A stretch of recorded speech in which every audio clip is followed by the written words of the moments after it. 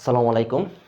তো চলো আজকে আমরা শুরু করি। তো আজকে আমাদের ক্লাসটি হচ্ছে যে গুচ্ছ নিয়ে, যে গুচ্ছ অধিভুক্ত যে 19টি বিশ্ববিদ্যালয় আছে, এই 19টি বিশ্ববিদ্যালয়ে তোমার আগামী যেই 2 মাসের মতন সময় পাবে, ঠিক কীভাবে প্রস্তুতি নেওয়া উচিত, আর যাদের এখনও কোথাও চান্স হয়নি বা কোথাও চান্স হয়েছে, তো পরবর্তী সময়টা কীভাবে কাজে লাগানো যায়। তো অনেকের সামনে কুমিল্লা বিশ্ববিদ্যালয়ে পরীক্ষা দিবা বা হাজী দানিশে পরীক্ষা দিয়েছো, তো তোমাদের জন্য অনেক অনেক দোয়া, যেন তোমাদের একটা ভালো পজিশন চলে আসে সামনে যারা কুমিল্লা বিশ্ববিদ্যালয়ে পরীক্ষা দিবা। তো যারা কুমিল্লা বিশ্ববিদ্যালয়ে পরীক্ষা দেওয়ার পাশাপাশি গুচ্ছকে টার্গেট রাখতেছো বা সামনের গুচ্ছ পরীক্ষা দিবা, তো তোমাদের জন্যই আজকের এই ভিডিওটি। আজকে তোমাদের সাথে প্রথম লাইভ ক্লাস। তো কিভাবে গুচ্ছের প্রিপারেশনটা সামনে নিবা, আর কিভাবে কোনটা বর্জন করা উচিত, কিভাবে তোমরা আরও গুছানোভাবে প্রস্তুতিটা নিতে পারো। তোমরা অনেকেই হতাশ হয়ে গেছো যে আমার কোথাও চান্স হয় না, রাজশাহী বিশ্ববিদ্যালয়ে পরীক্ষা দিচ্ছ, তারপর অনেকে যারা প্রথম ফার্স্ট টাইম আসছো ডাবি রাবি জবি খুবই সব জায়গায় পরীক্ষা দিছো, বাট কোথাও এখনও চান্স হয় নাই। তো হাল ছাড়া যাবে না। এখনও যদি তুমি নিজেকে স্থির রেখে সামনের দিনগুলোতে ভালো একটা প্রস্তুতি নিতে পারো, তাহলে আমি আশা রাখবো যে তোমাদের একটি ভালো নিশ্চিত একটি সিট কনফার্ম হবে। তো চলো কথা না বাড়ি মূল ভিডিওতে চলে যাওয়া যাক। তো তোমরা সামনে আমাদের ক্যাপশন দেখে বুঝতে পারছো আজকে শুধু গাইডলাইনমূলক আলোচনা হবে। তো যারা ইতিমধ্যে আমাদের কোর্সে এনরোল করা আছো, তোমরা জানো আজকে তোমাদের বাংলা এবং ইংরেজি ক্লাস হওয়ার কথা ছিল। তো মানে কোশ্চেন ব্যাংক অ্যানালাইসিস ক্লাস হওয়ার কথা ছিল, ওই ক্লাসটার পরিবর্তে আজকে জাস্ট তোমাদের গাইডলাইনমূলক সেশন নেওয়া হচ্ছে। এটা সবার জন্য ফ্রি থাকবে, যেন সবাই এটা থেকে উপকৃত হতে পারে। আর তোমাদের যে ক্লাসটি নেওয়ার কথা ছিল, এটা পরবর্তীতে তোমাদের জন্য প্রাইভেট গ্রুপে অবশ্যই ক্লাসটি নেওয়া হবে, যেখানে তোমাদের বাংলা এবং ইংরেজি ক্লাস নেওয়া হবে, ওইটা পরবর্তীতে নেওয়া হবে। তো চলো আজকে শুধু আমি তোমাদেরকে গাইডলাইন দিব যে কিভাবে পড়া উচিত, যে গুচ্ছে একটা সিট কনফার্ম করার জন্য কিভাবে পড়া উচিত। তো চলো শুরু করা যাক। তো প্রথমে আমরা জানবো যে গুচ্ছের মান বন্টন সম্পর্কে। তো মান বন্টন তোমরা এটা অনেকে জানো, জাস্ট আমি এমনি লিখতেছি মান বন্টন। গুচ্ছের মান বন্টন যদি সাউন্ড সম্পর্কিত কোনো সমস্যা হয় তাহলে অবশ্যই আমাকে জানাবে।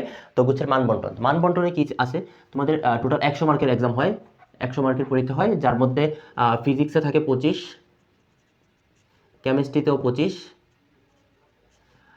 বায়োলজিতে 25, ম্যাথেও 25 থাকে, বাংলা অথবা ইংরেজি যেটা বলো সেটাতেও কি থাকে 25 থাকে। তো এখন হচ্ছে ফিজিক্স কেমিস্ট্রি বায়োলজি ম্যাথ, এই দুইটা হচ্ছে কম্পালসারি পার্ট, এটা সবাইকে উত্তর করতে হয়। আর এই বায়োলজি ম্যাথ আর বাংলা ইংরেজি হয় বায়োলজি প্লাস বাংলা ইংরেজি উত্তর করতে হয়, প্লাস কি করতে হয় বায়োলজি প্লাস ইংরেজি ম্যাথ প্লাস বাংলা এবং ইংরেজি উত্তর করতে হয়। এখন তোমার মনে প্রশ্ন হচ্ছে যে বায়োলজি এবং ফিজিক্সের যে 25 মার্ক এটা সবাইকে উত্তর করতে হবে, কেমিস্ট্রির 25 মার্ক সবাই উত্তর করতে হবে। কেউ কেউ কি করে বায়োলজির সাথে কি করে বাংলা এবং ইংরেজি উত্তর করে, আবার অনেকে কি করে ম্যাথের সাথে বাংলা এবং ইংরেজি উত্তর করে। সর্বমোট 100 নম্বরে তোমরা পরীক্ষাটা হয়ে থাকে, এবং এই পরীক্ষার মাধ্যমে আগামীতে তোমার গুচ্ছ অধিভুক্ত যে 19টি বিশ্ববিদ্যালয় আছে, ওই 19টি বিশ্ববিদ্যালয়ের তোমার মেরিট লিস্ট প্রদান করা হবে। তো এখন আসো যে গুচ্ছ অধিভুক্ত যে 19টি বিশ্ববিদ্যালয় আছে, এটা মানবন্টন সম্পর্কে আশা করছি তোমরা ধারণা পাচ্ছ যে টোটাল 100 মার্ক থাকবে, যার মধ্যে ফিজিক্স এবং কেমিস্ট্রির 50 মার্ক কম্পালসারি। তারপর আর 50 মার্কের মধ্যে তুমি বায়োলজির সাথে বাংলা অথবা ইংরেজি উত্তর করতে পারবে, আবার ম্যাথের সাথে বাংলা অথবা ইংরেজি উত্তর করতে পারবে। এটা সম্পূর্ণ তোমার উপর ডিপেন্ড করে, তোমার প্রস্তুতির উপর ডিপেন্ড করে। এখন আমরা দেখার চেষ্টা করবো যে কোন সাবজেক্টটা তুমি উত্তর করলে তোমার জন্য ভালো হবে, বা কিভাবে উত্তর করা উচিত, কোনটি উত্তর করা উচিত না। তো চলো আমরা প্রথমে জানি যে গুচ্ছে টোটাল সিট সংখ্যা কত। তো টোটাল সিট সংখ্যা কতটা আছে সিট, আমরা জানি যে গুচ্ছে টোটাল মানে এই ইউনিটের জন্য সিট সংখ্যা হচ্ছে তোমার 8,317টা। এটা হচ্ছে সাধারণ শিক্ষার্থীদের জন্য টোটাল 8,317টা সিট গুচ্ছে আছে। এই 8,317টা সিটের মধ্যে কোন বিশ্ববিদ্যালয় ভিত্তিক সিটগুলো দেখো, আমি তোমাদের এই পাশে লিখে রাখছি। এখানে টোটাল 19টা বিশ্ববিদ্যালয় আছে। এই 19টা বিশ্ববিদ্যালয়ে কোন বিশ্ববিদ্যালয়ে কতগুলো সিট সংখ্যা আছে সবগুলো এখানে আমি লিখে রাখছি। দেখো প্রথম যে বিশ্ববিদ্যালয় ইসলামিক ইউনিভার্সিটি, ওইটাতে আছে তোমার 970টা সিট, এটা কুষ্টিয়াতে অবস্থিত। মাওলানা ভাসানী বিজ্ঞান ও প্রযুক্তি বিশ্ববিদ্যালয়, এটাতে 777টা সিট, যেটা টাঙ্গাইলে অবস্থিত। তারপর হচ্ছে তোমার পটুয়াখালী বিজ্ঞান ও প্রযুক্তি বিশ্ববিদ্যালয়, যেখানে 218টা সিট আছে, যেটা পটুয়াখালীতে অবস্থিত। তারপর আছে তোমার নোয়াখালী বিজ্ঞান ও প্রযুক্তি বিশ্ববিদ্যালয়, যেখানে 1084টা সিট, অনেক সিট, এটা তোমার নোয়াখালীতে অবস্থিত। তারপর আছে জাতীয় কবি কাজী নজরুল ইসলাম বিশ্ববিদ্যালয়, এটাতে 413টা সিট আছে। তারপর যশোর বিজ্ঞান ও প্রযুক্তি বিশ্ববিদ্যালয়, যশোরে অবস্থিত। জাতীয় কবি এটা হচ্ছে তোমার ত্রিশাল অবস্থিত। তারপর আছে পাবনা বিজ্ঞান ও প্রযুক্তি বিশ্ববিদ্যালয়, যেটা তোমার পাবনায় অবস্থিত। এভাবে দেখো প্রত্যেকটা বিশ্ববিদ্যালয়, বরিশাল বিশ্ববিদ্যালয়, বেগম রোকেয়া বিশ্ববিদ্যালয়, তারপর হচ্ছে গোপালগঞ্জ বিজ্ঞান ও প্রযুক্তি বিশ্ববিদ্যালয়, রাঙামাটি বিজ্ঞান ও প্রযুক্তি বিশ্ববিদ্যালয়, চাঁদপুর বিজ্ঞান ও প্রযুক্তি বিশ্ববিদ্যালয়, নেত্রকোনা বিশ্ববিদ্যালয়, গাজীপুর ডিজিটাল ইউনিভার্সিটি, তারপর কিশোরগঞ্জ ইউনিভার্সিটি, তারপর হচ্ছে সুনামগঞ্জ বিজ্ঞান ও প্রযুক্তি বিশ্ববিদ্যালয়, পিরোজপুর বিজ্ঞান ও প্রযুক্তি বিশ্ববিদ্যালয়, রবীন্দ্র বিশ্ববিদ্যালয়, তারপর হচ্ছে তোমার জামালপুর বিজ্ঞান ও প্রযুক্তি বিশ্ববিদ্যালয়। এই 19টা বিশ্ববিদ্যালয়ের সমন্বয়ে হচ্ছে তোমাদের গুচ্ছর যেই ভর্তি পরীক্ষাটা হবে সেটি অনুষ্ঠিত হবে। আর পাশাপাশি দেখো নিচে আমি একটা বিশ্ববিদ্যালয়ের নাম লিখছি, BSTU, অর্থাৎ বগুড়া বিজ্ঞান ও প্রযুক্তি বিশ্ববিদ্যালয়। এই বগুড়া বিজ্ঞান ও প্রযুক্তি বিশ্ববিদ্যালয়টি একদম নিউ একটা ইউনিভার্সিটি, যেটা এবছর থেকে শুরু হয়েছে। এটা এখনো ইউজিসির অধিভুক্ত হয় নাই।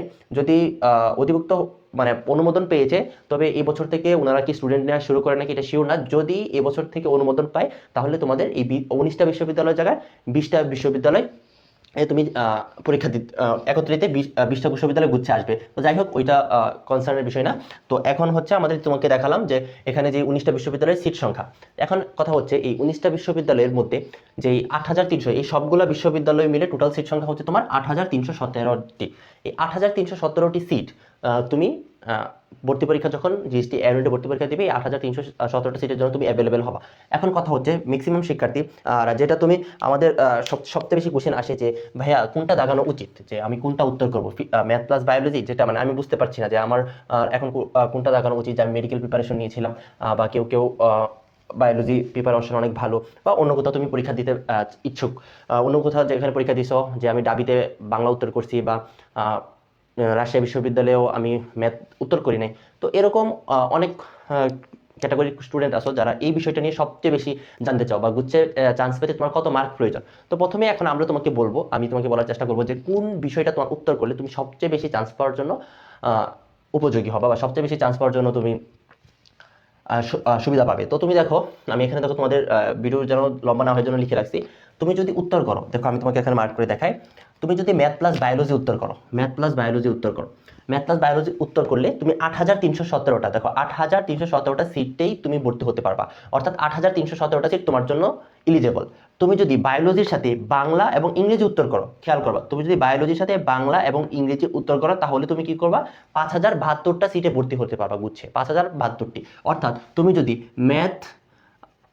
ম্যাথ প্লাস বায়োলজি এই দুইটার পরিবর্তে তুমি যদি উত্তর করো বায়োলজি প্লাস বাংলা অথবা ইংরেজি, তোমার জন্য কতগুলো সিট কমে যাচ্ছে, 3000 প্লাস। আমি তোমাকে বলবো কোনটা উত্তর করা, আগে তোমাকে আমি দেখাচ্ছি যে তোমার কোনটা মানে তোমার মিস হয়ে যায়। তুমি যদি বায়োলজি বাংলা ইংরেজি উত্তর করো গুচ্ছে, তাহলে তুমি এই 8317টা সিট থেকে 3000 সিটের ভর্তি হওয়ার যেই সুযোগ, এই সুযোগ থেকে তুমি বঞ্চিত হবা যদি তুমি বায়োলজির সাথে বাংলা অথবা ইংরেজি উত্তর করো। আশা করছি বিষয়টা ক্লিয়ার। তারপর আসছি সেকেন্ড ক্যাটাগরি। তুমি যদি ম্যাথ এবং বায়োলজির পরিবর্তে ম্যাথ প্লাস, তুমি যদি ম্যাথ প্লাস বাংলা বা ইংরেজি উত্তর করো, এটা হচ্ছে তোমার ম্যাথ প্লাস বায়োলজির পরিবর্তে তুমি বায়োলজির পরিবর্তে বাংলা এবং ইংরেজি উত্তর করলে তুমি কতগুলো সিটের জন্য, তুমি 7395, দেখো 7395টি আসনে তুমি ভর্তি হতে পারবা। অর্থাৎ তুমি প্রায় 1000 প্লাস মাইনাস সিটের জন্য ইলিজিবল হবা না, অর্থাৎ তুমি 1000 সিটে ভর্তি হতে পারবা না। অর্থাৎ তুমি দেখো, এখন তুমি নিজে ডিসাইড করতে পারবা যে তুমি কোন বিষয়গুলো উত্তর করলে তুমি সবচেয়ে বেশি লাভবান হবা। তুমি চিন্তা করো, তুমি যদি ম্যাথ প্লাস বায়োলজি উত্তর করো তাহলে তো ফাইন, তুমি সবগুলো সিটের জন্য এলিজেবল। তুমি যদি বায়োলজি বাংলা ইংরেজির জন্য বায়োলজির সাথে বাংলা এবং ইংরেজি উত্তর করো, তাহলে তুমি প্রায় 3000 সিটে ভর্তি হতে পারবা না, অর্থাৎ তোমার জন্য গুচ্ছে সিট হয়ে যাবে 5072টি। তারপর যদি তুমি ম্যাথ প্লাস বাংলা এবং ইংরেজি উত্তর করো, তাহলে তুমি ভর্তি হতে পারবা 7395টি আসনে, অর্থাৎ 8317টা আসন থেকে তুমি 8317টা আসন তোমার জন্য থাকবে না, তোমার জন্য থাকবে 7395টি আসন।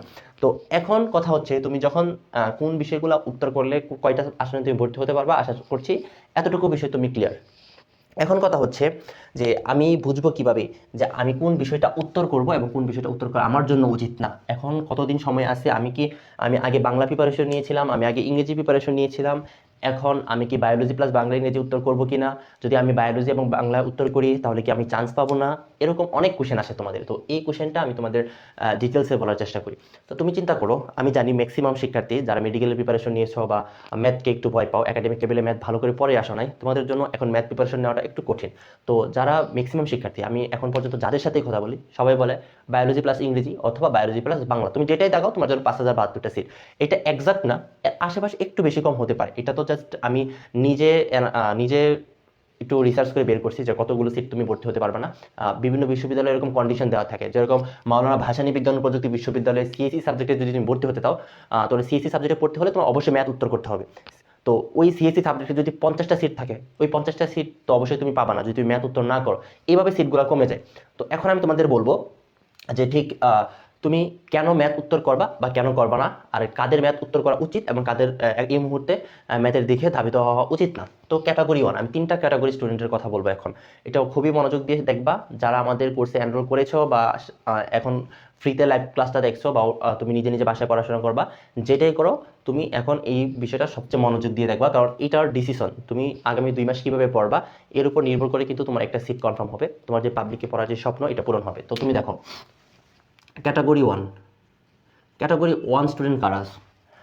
যারা প্রথম থেকে ভার্সিটি প্রিপারেশন নিতেছো, তোমরা যারা প্রথম থেকে ভার্সিটি প্রিপারেশন নিতেছিলে প্লাস একাডেমিকও ভালো করে ম্যাথ পড়াশোনা করে আসছো, বাট এখন ভার্সিটি প্রিপারেশনটা খুব গোছানোভাবে নিতে পারো নাই, যার কারণে তোমার কি হয় নাই, তুমি এখন ভালো একটা পজিশনে আসতে পারো নাই বা কোথাও চান্স হচ্ছে না। ফার্স্ট টাইমেরও হয় না, সেকেন্ড টাইমেরও অনেকগুলো বিশ্ববিদ্যালয় পরীক্ষা দিচ্ছ, কোথাও হচ্ছে না। তুমি ম্যাথ সম্পর্কে মোটামুটি ম্যাথ বইটার সাথে রিলেটেবল আসো, এখন তোমার কি করতে হবে, ম্যাথ উত্তর করতে হবে। তো আমি বলবো তুমি ম্যাথ প্লাস বায়োলজি উত্তর করতে পারবা, কারণ কি তুমি প্রথম থেকে ম্যাথ প্লাস বায়োলজির সাথে একটু কানেক্টেড, ম্যাথের সাথে একটু কানেক্টেড, আর এই 2 মাসে ম্যাথ পড়া সম্ভব। তুমি যদি ভার্সিটি ক্যান্ডিডেট হয়ে থাকো, ম্যাথ নিয়ে তোমার প্রথম থেকে একটু টার্গেট ছিল, ম্যাথ বিভিন্ন ভার্সিটিতে ম্যাথই দাগাইছো, ট্রাই করছো, তাহলে জাস্ট তুমি ম্যাথ প্লাস বায়োলজি গুচ্ছে দাগাবা, এখান থেকে মুভ করে অন্য কোনো সাবজেক্টে যাওয়ার প্রয়োজন নাই। নাম্বার 2, ক্যাটাগরি 2 নাম্বার স্টুডেন্ট যারা আসো, ভার্সিটি প্রিপারেশন নিয়েছো, বাট তোমরা বায়োলজির সাথে বাংলা অথবা ইংরেজি উত্তর করছো, তুমি ইংরেজিতে অনেক ভালো প্রিপারেশন, ইংরেজিতে অনেক ভালো প্রিপারেশন বা বাংলাতে অনেক ভালো প্রিপারেশন। তুমি যদি 25 আসে তো তুমি বাংলায় 25-এর মধ্যে তুমি 22 মার্ক উঠাতে পারো, বা ইংরেজিতে 25 মার্ক আসে তুমি 20+ মার্ক উঠাতে পারো। তুমি যদি এখন চাও তাহলে ম্যাথ উত্তর করতে চাচ্ছ, যদি তোমার এরকম কোনো ইচ্ছা না থাকে যে আমি গুচ্ছে সিএসসি নিয়ে পড়বো, ত্রিপলি নিয়ে ভালো একটা ইউনিভার্সিটিতে পড়বো, এরকম ইঞ্জিনিয়ারিং সাবজেক্টগুলো যেগুলো আছে, এরকম ইঞ্জিনিয়ারিং সাবজেক্টে যদি তোমার পড়াশোনা করার ইচ্ছে না থাকে, তোমরা অবশ্যই তুমি যেটা আগে ভালো পারো, যেরকম ইংরেজি তুমি অনেক ভালো পারো, তুমি অবশ্যই ইংলিশ দাগাবা অথবা বাংলা উত্তর করবা। যদি তোমার ইঞ্জিনিয়ারিং সাবজেক্টে পড়ার ইচ্ছে না থাকে, আমি তোমাকে বলতেছি, যদি তোমার ইঞ্জিনিয়ারিং সাবজেক্টে পড়ার ইচ্ছে না থাকে, ভালো ইউনিভার্সিটিগুলোতে, কিছু ইউনিভার্সিটি আছে যেগুলোতে তোমার ইঞ্জিনিয়ারিং সাবজেক্টে পড়া যায় ইংরেজি দাগেও, বাট তুমি যদি ভালো একটা বিশ্ববিদ্যালয়ে সিএসসি, ত্রিপলি, তারপর অন্যান্য সিভিল যেগুলো আছে, এগুলো নিয়ে যদি তুমি পড়তে চাও তাহলে তোমাকে অবশ্যই ম্যাথ উত্তর করতে হবে। তো তুমি যদি শেষ মুহূর্তে এসে 2 মাস সময় আছে, তোমার যদি মনে হয় যে না আমি ম্যাথ উত্তর করতে পারবো, তাহলে তুমি ম্যাথই উত্তর করো, কারণ ওইখান থেকে ম্যাথ উত্তর করলে তুমি ভালো একটা সাবজেক্টে চান্স পেতে পারো। তারপর হচ্ছে 3 নাম্বার ক্যাটাগরি, যারা মেডিকেলের প্রিপারেশন নিস, এখনো কোথাও চান্স হয় নাই, ফার্স্ট টাইমার বা সেকেন্ড টাইমার, যারা মেডিকেলের প্রিপারেশন নিছো, একদম ম্যাথ টাচই করা হয় নাই, এখন বলতেছো যে ভাইয়া আমি ম্যাথ দাগাবো কিনা, ম্যাথ উত্তর করা উচিত হবে কিনা। তারপর আমি তোমাদেরকে একটা কথাই বলি, এখন তোমরা ম্যাথ উত্তর করতে যাবে না, কারণ যারা মেডিকেলের প্রিপারেশন নিছো, একাডেমিকের পর ফার্স্ট টাইম মেডিকেল প্রিপারেশন নিছো, ফুল মেডিকেল প্রিপারেশন নিছো, একাডেমিকও তেমন ভালো করে ম্যাথ পড়ো নাই, এখন তুমি ম্যাথে প্রিপারেশন নিতে যাবে না। এটা যেই বলুক যে উচ্ছে ম্যাথ দাগালে তোমার লাভ হবে, এটা হবে সেটা হবে, কোনো দরকার নাই, বাংলা এবং ইংরেজি থেকেও ভালো করা যায়। ক্যাটাগরি 3 যারা মেডিকেল প্রিপারেশন নিছো, খুব ভালো ম্যাথে, মানে ম্যাথ একদম টাচই করা হয় নাই অ্যাডমিশনে এসে, তোমরা কখনোই এই ভুলটা করবা না যে ম্যাথে সুইচ করো না, এই মুহূর্তে ম্যাথে সুইচ করার কোনো প্রয়োজন নেই। তুমি যেহেতু মেডিকেল প্রিপারেশন হয়েছো, তোমার ইংরেজিতে যদি ভালো দক্ষতা থাকে, এটা তুমি অবশ্যই তুমি তোমার বায়োলজির সাথে তুমি বাংলা অথবা ইংরেজি থাকবে, যারা মেডিকেল প্রিপারেশন নিচ্ছ, বাংলা বা ইংরেজি, এটা হচ্ছে তোমার। আরেকটা ক্যাটাগরি আছে, আচ্ছা এটা 2, এটা ক্যাটাগরি 3, আরেকটা ক্যাটাগরি স্টুডেন্ট আছো তোমরা। ওই ক্যাটাগরি স্টুডেন্টগুলো হচ্ছে এরকম যে এখনো জিরো প্রিপারেশন, মানে একদম জিরো প্রিপারেশন। তোমরা বলবা যে আমি একদম জিরো, আমি ধরে নিচ্ছি তুমি এখন কিচ্ছু পারো না, একদম জিরো প্রিপারেশন আছে। এখান থেকে তুমি এখন জিএসটি প্রিপারেশন নিয়ে জাস্ট 2 মাসে একটা সিট কনফার্ম করবা। এই ক্যাটাগরি স্টুডেন্টের জন্য পরে কথা বলা হবে, এখন তোমাদের জন্য কিছু বলি না যে তুমি কোনটা উত্তর করবা, এটা তুমি একটু পরে বুঝতে পারবা। যারা একদম জিরো প্রিপারেশন আছে, তোমরাও টেনশন নিও না, এখন যে সময় আছে তোমরাও কামব্যাক করতে পারবা। কিভাবে করবা এটা আমি তোমাকে দেখাবো, কিভাবে করতে পারবা। চলো দেখাই কিভাবে তুমি কামব্যাক করবা, যাতে একদম জিরো প্রিপারেশন। আমি তো বললাম যারা ভার্সিটি ক্যান্ডিডেট ছিল তোমাদের জিরো প্রিপারেশন, একদম জিরো থেকে 100-তে কীভাবে পৌঁছাবো, এখন 0 থেকে জিএসটি কীভাবে তুমি চলে যাবা, 0 থেকে জিএসটি। তো এই 0 থেকে জিএসটিতে যাওয়ার আগে তোমাকে কাটমার্ক সম্পর্কে জানতে হবে, জিএসটিতে কত বেলে চান্স হয়ে যায়। তো এখানে দেখো এখন পর্যন্ত সর্বমোট 5 বছর যাবত জিএসটি হচ্ছে, তো এই 5 বছরে এই ইউনিটের কাটমার্ক তুমি দেখো এই পাশে লেখা আছে 2020-21 সেশনে। আমি তোমাদের দেখাই 2020-21 সেশনে কাটমার্ক কত ছিল 36+। 21-22 সেশনে কাটমার্ক কত ছিল 45+। 22-23-এ কত ছিল 48+। 23-24-এ কত ছিল 38+। 24-25-এ কত ছিল 45+। এখন তুমি দেখো 1 বছর 36, 1 বছর 45, 1 বছর 48, 38, 45, এটা হচ্ছে কাটমার্কের রেশিও। তো তুমি দেখো যে বছর কোশ্চেনটা একটু কঠিন হয়, মানে একটু না মোটামুটি ভালো, মানে জিএসটিতে তো মানে বিজ্ঞান ও প্রযুক্তি বিশ্ববিদ্যালয় অনেকগুলো আছে, দেখো মাওলানা ভাসানী, পটুয়াখালী, নোয়াখালী, যশোর, অনেকগুলো ভালো ভালো বিজ্ঞান ও প্রযুক্তি বিশ্ববিদ্যালয় আছে। তো তাদের সাবজেক্টগুলো অনেক বেশি ডিমান্ডেবল। তো ওই ডিমান্ডিং সাবজেক্টগুলো পাওয়ার জন্য তারা একটু স্ট্যান্ডার্ড কোশ্চেন করবে। গতানুগতিকভাবে রাজশাহী বিশ্ববিদ্যালয় বলো, চট্টগ্রাম বিশ্ববিদ্যালয় বলো, বা কৃষিগুচ্ছ বলো, ওনারা যেই লেভেলে কোশ্চেন করে জিএসটির কোশ্চেনটা একটু হাই স্ট্যান্ডার্ডের হবে, এটাই স্বাভাবিক। তো যারা মিডিয়াম রেঞ্জের স্টুডেন্ট তাদের জন্য ওই কোশ্চেনগুলো থেকে ভালো মার্ক নিয়ে আসা একটু টাফ, যারা একটু হ্যান্ড ক্যালকুলেশনে দুর্বল। তো তুমি দেখো 20-21 সেশনে সর্বপ্রথম জিএসটি কোশ্চেন ছিল, তখন সাস্টও ছিল, গুচ্ছে তখন কি ছিল সাস্ট সহ ছিল। তো সাস্ট যখন কোশ্চেন করে তুমি তো বুঝতে পারছো, এই বছর যারা সাস্টের কোশ্চেন দেখছো তোমরা জানো সাস্ট একটু অন্য লেভেলে কোশ্চেন করে। তো সাস্ট যেহেতু কোশ্চেন করছে তার উপর আবার ক্যালকুলেটর ব্যবহার করতে দেয় না, কোশ্চেন একটু হার্ড হয়েছে, কাটমার্ক চলে আসছে কত 36+। 21-22 সেশন তোমরা কোশ্চেন ব্যাংকটা খুলে দেখবা, কোশ্চেনটা একটু ইজি হয়েছে 45+। 22-23 সেশন কোশ্চেন স্ট্যান্ডার্ড 48+। 23-24 সেশন আবার কোশ্চেন হার্ড, এটা তুমি দেখতে পারো 23-24 সেশনে কোশ্চেন হার্ড হয়েছে, কাটমার্ক কত 38+। 24-25 সেশন কোশ্চেন আবার স্ট্যান্ডার্ড হয়েছে, কাটমার্ক কত 45+। তার মানে তুমি কি বুঝতে পারছো, স্ট্যান্ডার্ড কোশ্চেনে তুমি যদি 100-তে 50+ রাখতে পারো তুমি 100% চান্স পাবা, 100%। এটা লিখে দেওয়া যায়, বুঝছে, যদি স্ট্যান্ডার্ড কোশ্চেন হয় তুমি 50+ মার্ক রাখতে পারো তুমি 100% চান্স পাবা, তুমি প্রথম মেরিটেই তোমার নাম চলে আসবে যে কোনো একটা বিশ্ববিদ্যালয়ে। হয়তো প্রথম সারির বিশ্ববিদ্যালয়ে আসবে না, শেষের দিকে অর্থাৎ সি ক্যাটাগরির একটা ভার্সিটিতে হলেও তোমার চলে আসবে। তারপর হচ্ছে কোশ্চেন যদি হার্ড হয় তাহলে তোমার কি করতে হবে, এখানে তো 36+, তারপর হচ্ছে 38+, দুইটা কিন্তু দুই। তো আমি তোমাকে একটা অ্যাভারেজ মার্ক বলে দিই। এখন যেই লেভেলের স্টুডেন্টগুলো আছে, বা এখন আস্তে আস্তে ধীরে ধীরে তো আপডেট হচ্ছে, অনলাইনের যুগ আসছে, সবাই মোটামুটি ভালো প্রিপারেশন হচ্ছে, কোশ্চেনের উপর ডিপেন্ড করে। এটা আমি জাস্ট তোমাকে বলতেছি যে কত তুমি পেলে 30-এ ঘুরছে, কিন্তু 30-এ পাস মার্ক হচ্ছে 30। তো তুমি 38+, আমি কমন লিখবো না, ওই 36 যে বছর ছিল এই বছর তোমার অনেক কঠিন হয়েছিল, ফার্স্ট কোশ্চেন করছে অনেক কঠিন করছে, যার কারণে 38 বা 40 যে কোনো, অর্থাৎ হার্ড কোশ্চেন হলে তুমি 38+ পেলেও তোমার বুঝে চান্স হয়ে যাচ্ছে। তার মানে তুমি কি বুঝতেছো যে কোনো রকম ভাবে পাস মার্ক থেকে একটু বেশি যদি তুমি উত্তর করতে পারো, নেগেটিভ যদি কমায় নিয়ে আসতে পারো, তাহলে তোমার চান্স হয়ে যায়।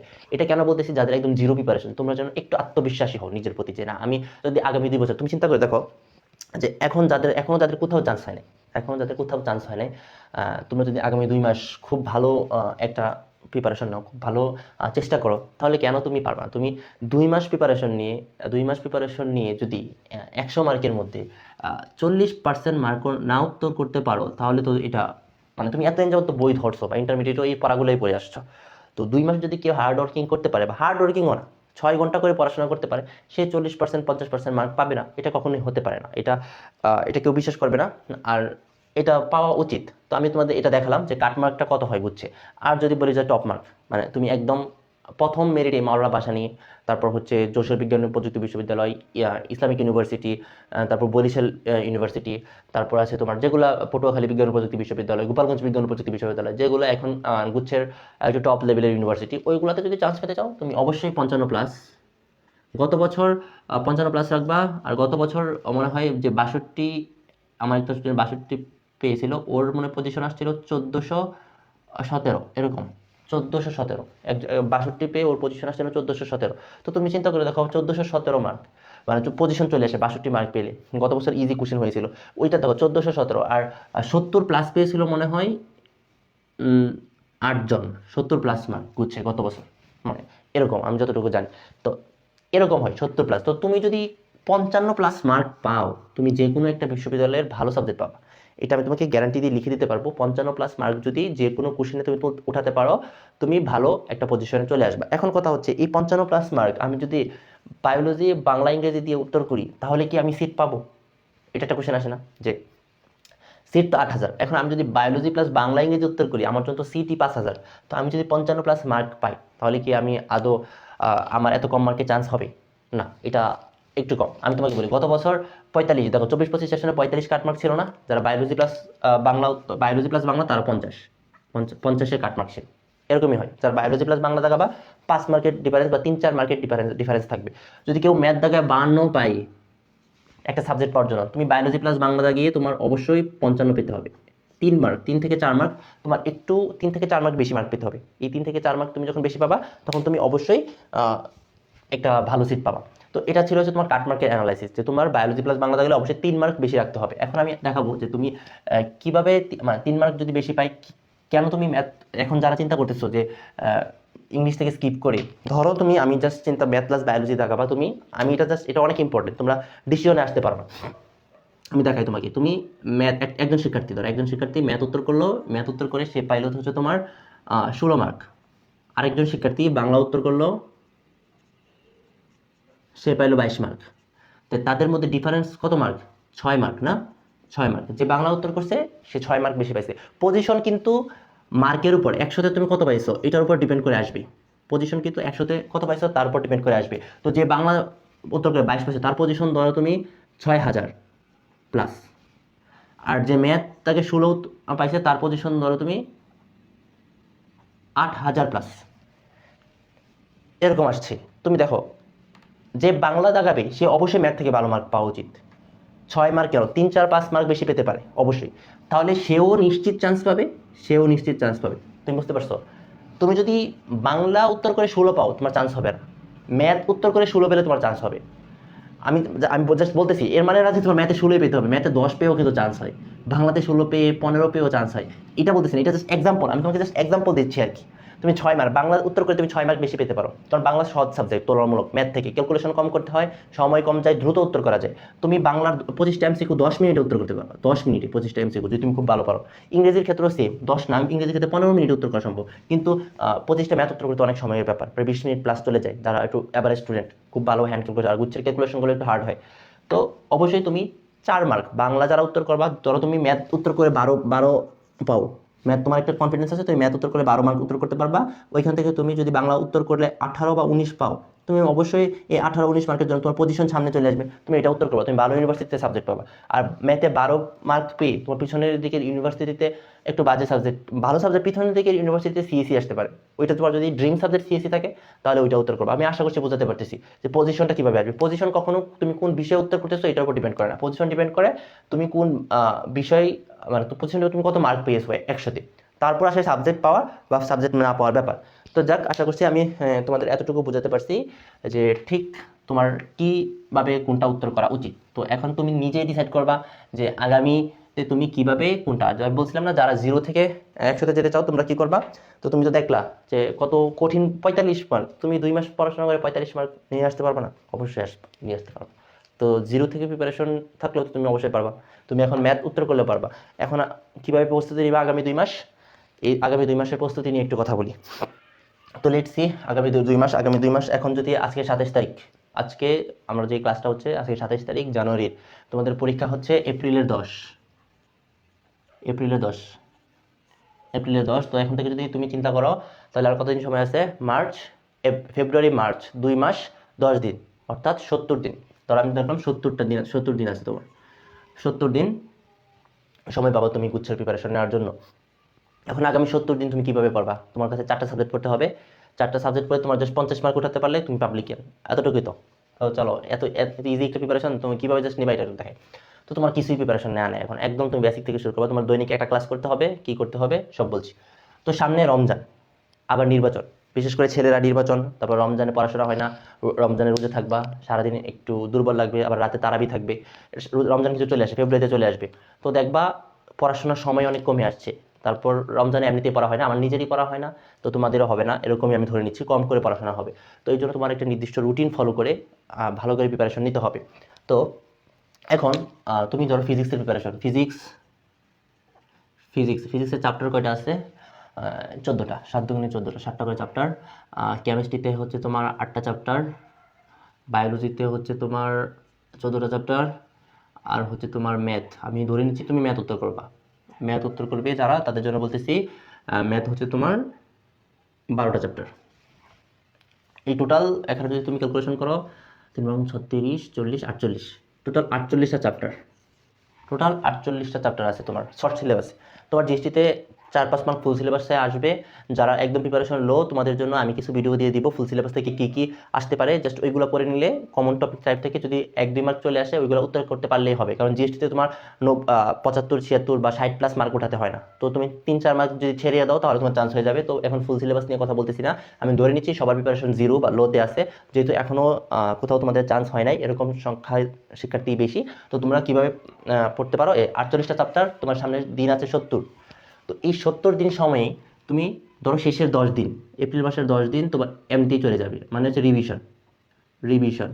এই 10 দিন জাস্ট তুমি কি দিবা, রিভিশন দিবা শেষের 10 দিন। আর তার মধ্যে আবার তোমার ঈদ আছে, মার্চের 19-20 এরকম ঈদ। তো ঈদের সময় তোমার সময় চলে যাবে।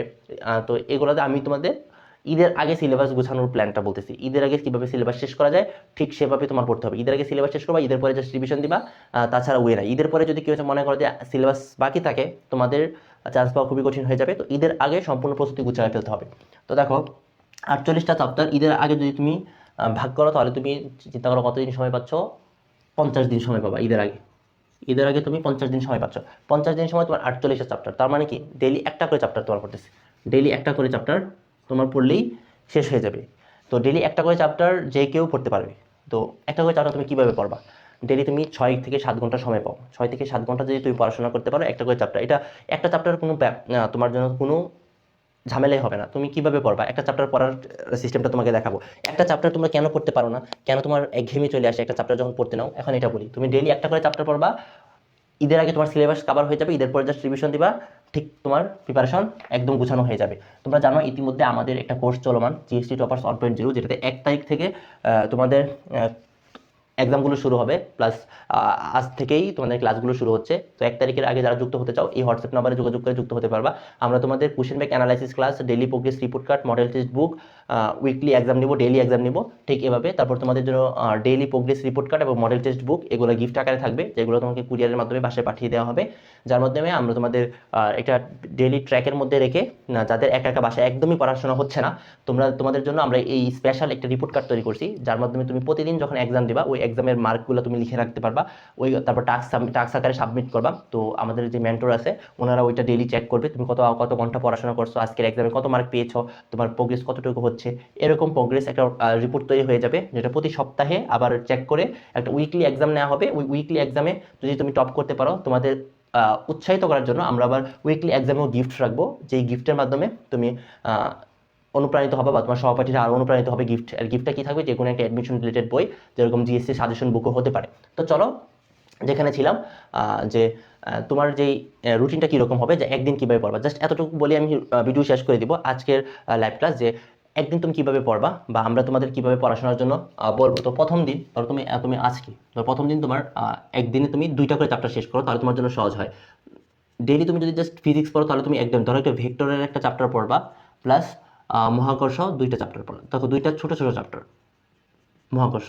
কারণ কেমিস্ট্রি কিছু চ্যাপ্টার আছে অনেক বড় বড় হয়ে থাকে, একটা চ্যাপ্টার পড়া তোমরা কৌশলগুলো বোঝো না, যে কিভাবে একটা চ্যাপ্টার পড়তে হয়, এই কৌশলটা তোমরা বোঝো না, যার কারণে তোমরা পড়তে গেলে মানে অনেক সময় লস হয়ে যায়, তখন বোঝো না। তো সর্বপ্রথম কাজ জিএসটি কোশ্চেন ব্যাংক ওপেন করা।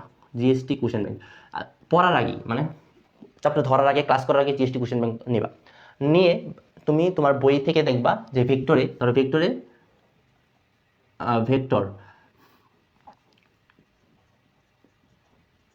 যে টপিকগুলো আছে এগুলো লিখবা। ধরো ভেক্টরে আমি বললাম 12টা টপিক হবে, ধরো 12টা টপিক আছে, এটা আমি জাস্ট র্যান্ডমলি বললাম 12টা টপিক আছে। এই 12টা টপিক তুমি আগে খাতায় লিখবা, তুমি নিজে নিজে বই থেকে বের করে, বা যেই উদ্ভাস বলবা, যে কোনো পাবলিকেশনের বই কিন্তু টপিকগুলো দেওয়া থাকে, যে এই অধ্যায়ে এই টপিকগুলো আছে। তো যে কোনো বই থেকে তুমি টপিকগুলো লাগবে। একটা চ্যাপ্টার কীভাবে শেষ করতে হয় এটা দেখাচ্ছি তোমাকে। ভেক্টর থেকে তুমি 12টা টপিক খুঁজে বের করছো, যে 12টা টপিক থেকে সবসময় গুছিয়ে আসে, বা 12টা টপিক যদি কেউ ক্লিয়ার করে তাহলে ভেক্টরে আর কি নেই, কোনো কিছু থাকবে না। তো 12টা টপিকে এখন তুমি এই 12টা টপিকের পাশে ধরো তুমি জিএসটি কোশ্চেন ব্যাংক নিচ্ছো আগামী 5 বছরের প্রথম ধরো ভেক্টরের কিছু টপিক লিখি। ধরো প্রথম যেই আছে তোমার ভেক্টর গুণন একটা টপিক। তারপর হচ্ছে তোমার নদী নৌকা।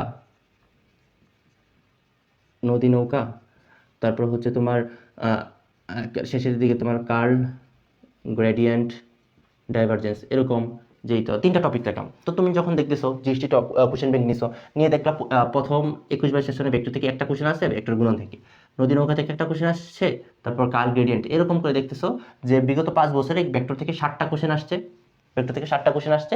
এরকম করে প্রত্যেকটা টাইপের শেষে তুমি লিখবা যে এটা থেকে এটা আসছে, এটা থেকে এটা আসছে, এটা থেকে এটা আসছে। তারপর তুমি দেখবা যে তুমি তো এতদিন মোটামুটি পড়ছো, পড়ার পর তুমি বলবা ভেক্টর গুণন থেকে ধরো 2টা কোশ্চেন আসছে, 5 বছরে 2টা কোশ্চেন আসছে। এই 2টা কোশ্চেন কি তুমি যদি পড়ার পর কি তুমি পারো কিনা?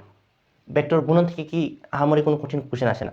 তো এরকম 60টা টপিক থেকে তুমি অবশ্যই, আমার বিশ্বাস, তুমি 5টা টপিক খুঁজে পাবা, যে 5টা টপিক তুমি যদি পারো, এখনই পারো, আরেকবার একটু দেখলে বা রিভাইজ করলে তুমি উত্তর করতে পারতেছো, যে 5টা টপিক তুমি উত্তর করতে পারতেছো, যে হ্যাঁ আমি 5টা টপিক উত্তর করতে পারতেছি, এতটুকু।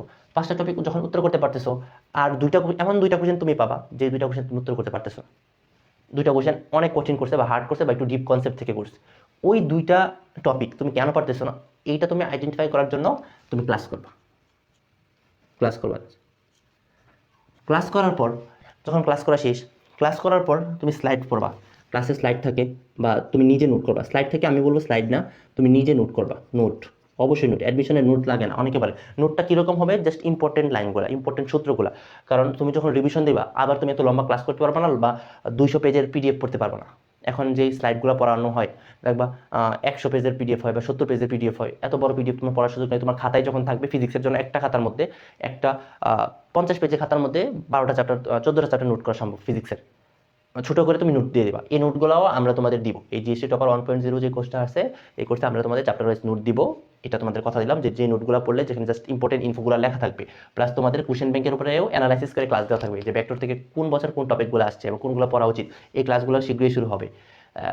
ভেক্টর চ্যাপ্টার ওয়াইজ দিয়ে দিব তোমাদের ক্লাস। তো নোট করবা, তারপর একটা চ্যাপ্টারে নোট করলা, হ্যাঁ শেষ, নোটও করা শেষ। দেখো জিএসটি কোশ্চেন ব্যাংক থেকে প্রথম দেখবা কোন টপিকগুলো, তারপর ক্লাস করবা, তোমার প্রবলেমগুলো দেবা, তারপর নোট করা। নোট করার পর তুমি আবার ভার্সিটি কোশ্চেন ব্যাংকে যাবে। ভার্সিটি কোশ্চেন ব্যাংক, ভার্সিটি যে কোশ্চেন ব্যাংক আছে, যেখানে চট্টগ্রাম বিশ্ববিদ্যালয়, রাজশাহী বিশ্ববিদ্যালয় সহ সকল বিশ্ববিদ্যালয়ের কোশ্চেন দেওয়া আছে, ওইখান থেকে তুমি ভার্সিটি কোশ্চেন ব্যাংক সলভ করবা। ভার্সিটি কোশ্চেন ব্যাংক করা সলভ শেষ, শেষ করছো varsity question bank solve. Varsity question bank solve করার পর আবার জিএসটি যে কোশ্চেন ব্যাংকটা আছে ওইটাতে যাবা।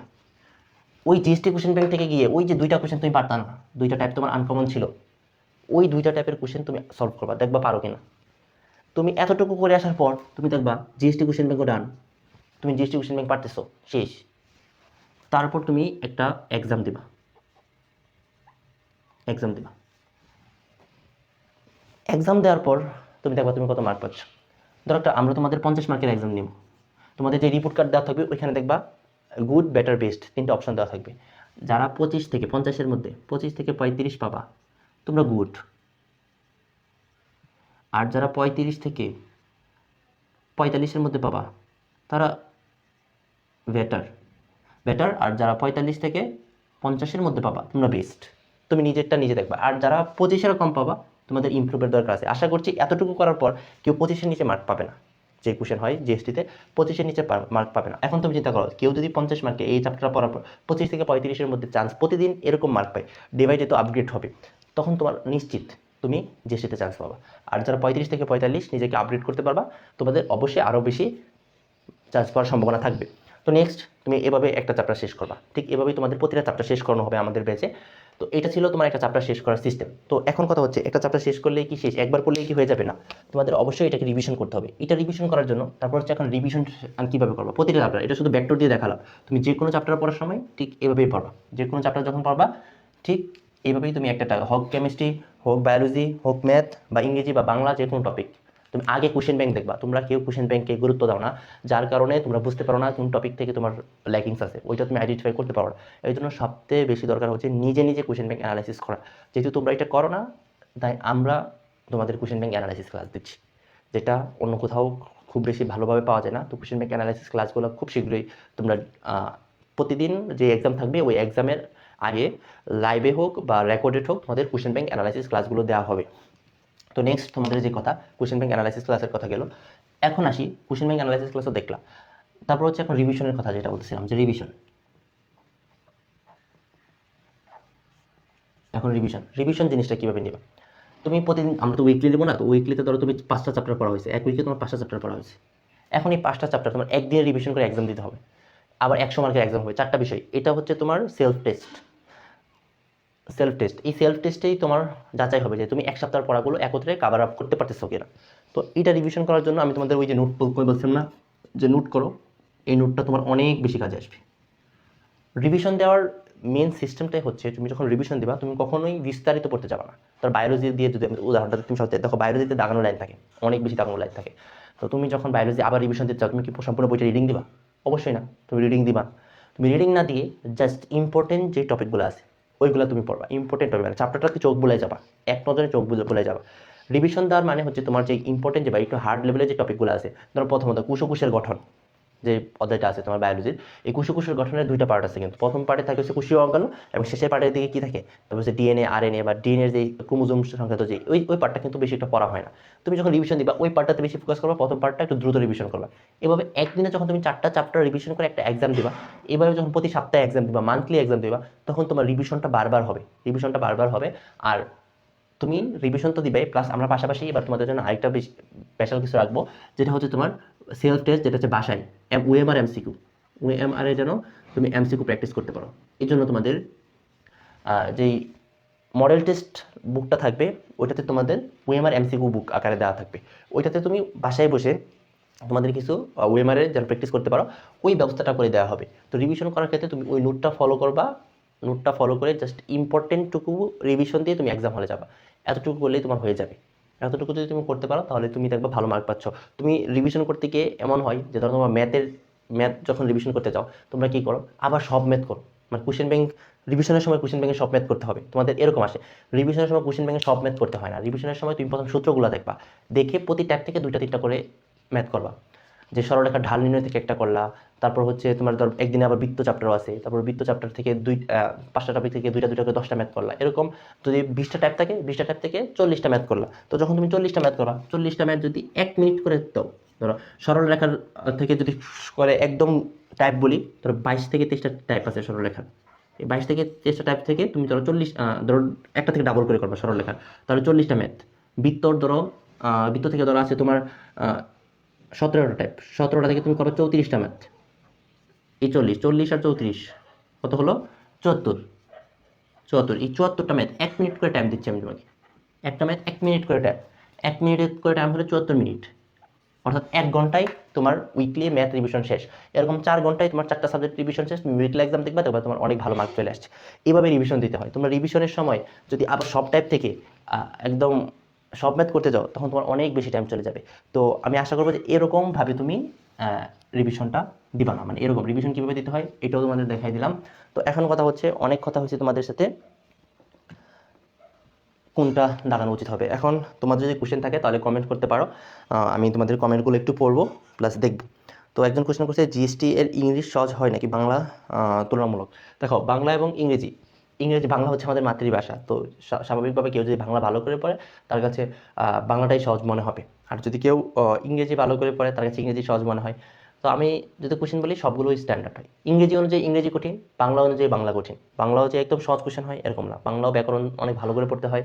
প্লাস পাঠ পরিস্থিতি, কবিদের বিভিন্ন গ্রন্থের নামগুলো যখন চলে আসে ওইগুলো মনে রাখা একটু কঠিন।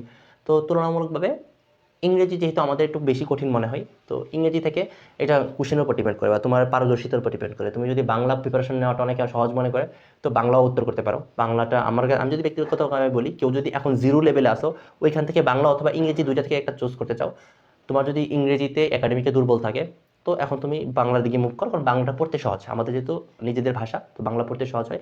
ইংরেজি এখন অনেক টপিক বুঝতে কঠিন হবে।